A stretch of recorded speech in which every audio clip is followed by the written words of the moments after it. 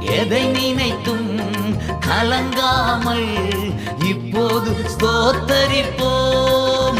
நாம் எப்போதும் ஸ்தோத்தரிப்போம். நாம் எப்போதும் ஸ்தோத்தரிப்போம்.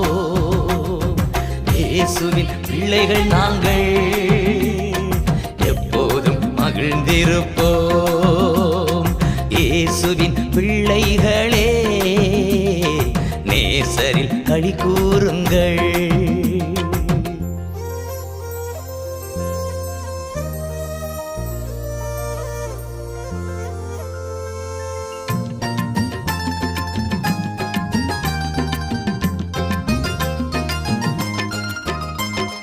இன்று காணும் எகிப்தியரை இனிமேல் காண மாட்டோம்.